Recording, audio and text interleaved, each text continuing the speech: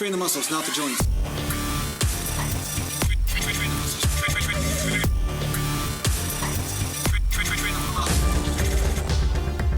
Welcome back to Natural Gland Bodybuilding. Mountain. And today I want to talk to you about intensity. And I've talked about two different types of intensity in the past. And one of those intensities is hitting absolute failure with medium to high repetitions, where the muscular burn and absolute exhaustion of the muscle is causing you to stop the set.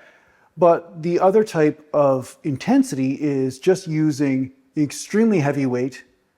And I recommend usually 5 reps and above in that area. I don't usually recommend doing 2 or 3 rep sets, unless of course you're doing 2 or 3 reps and you can easily do 1 or 2 more. Then I could condone that type of rep scheme. But if you're hitting failure at 3 reps, that's too intense. But either way, what I'm saying is the other type of intensity is using heavy weight. Now, you do fatigue muscle with heavy weight, but fatigue of the muscle is not the main weak link. A lot of times it's nervous system recruitment, which is still a good thing to train as a bodybuilder because nervous system recruitment causes the increase of motor units. I believe that's the right word. And that means there's these little satellite points in the muscle that develop, and therefore you're able to access and fire more muscle fibers. Now, whether this is true or not doesn't dispute the effectiveness of getting used to handling heavier poundages, because heavier poundages do assist with recruiting the fast twitch fibers. And it does allow you to become stronger, and therefore you can use lighter poundages with more repetitions. And when you can do that, that's when hypertrophy happens. So strength, I found, even if you're not gaining it actively, so say you've been at a plateau for years, but you're still stepping under some heavier poundages here and there, you're going to notice a higher quality of workout with your high repetition workouts because you handled some heavy weight in a previous workout. So this is the synergy I have been talking about. There is a synergy between heavy poundages and lighter poundages and your ranges of motion and your technique and so forth. When you bring this synergy together, you get a lot more results, assuming your diet and your sleep is in check, right? And that means you're getting enough of both in order to be able to heal from the muscular damage that's happening. Now, where some people get mixed up is that they get some results with some high reps for a period of time, and then they make the false assumption that high reps are the only way. Even when their gains have plateaued, they still stick to that system.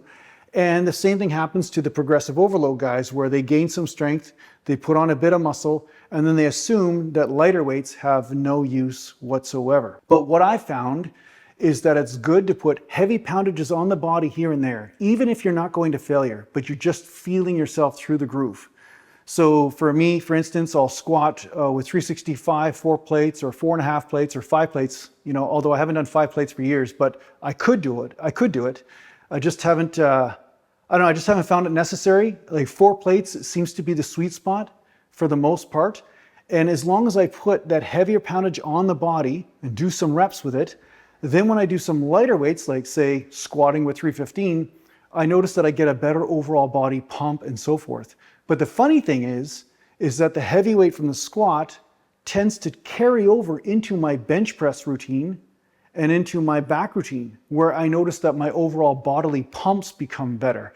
So there is a systemic stimulation happening from those heavy poundages, such as hormone production and so forth. So the body says, hey, I got to get under some heavy weight, so I better ramp up my adaptation skills, and that naturally starts to apply to the other lifts. Now, if you can't squat heavy, that's fine. I've had people ask that. I think, Chris, you asked that before in the past. But maybe it's a bent over row that you're doing heavy, or maybe it's some other type of movement where you can challenge yourself with some heavier poundages. Just for the most part though, I would say if you're gonna do heavy poundages or really low rep ranges, try to stick to more of the compound movements. Don't be doing bicep curls on a preacher with 5 rep ranges or 4 rep ranges. That is a disaster waiting to happen. And I explain that of how to use heavy weight and heavyweight for isolations videos, just make sure you watch those videos because you'll get a better amount of insight of why I'm saying that for the most part. But of course, you are an individual. There's going to be some things that apply to you that don't apply to me. But as a rule, or a general rule, get under some heavy weight, at least, once every couple of weeks. And then when you're getting into the moderate rep ranges or higher rep ranges, you're going to get more results from those workouts, more hypertrophy. But of course, don't get under the heavy weight if you have some sort of injury or something that is exacerbated by using heavy poundages and so forth. But overall, find a few movements that you can challenge yourself with that type of intensity, and then also challenge yourself with the intensity of rep ranges in hypertrophy training. Mountain. So yeah, I hope this helps you out in your training. Thanks a lot for watching. If you need to get a hold of me, just go to naturalglandbodybuilding.com, and thanks to the Patreon supporters, and take care for now.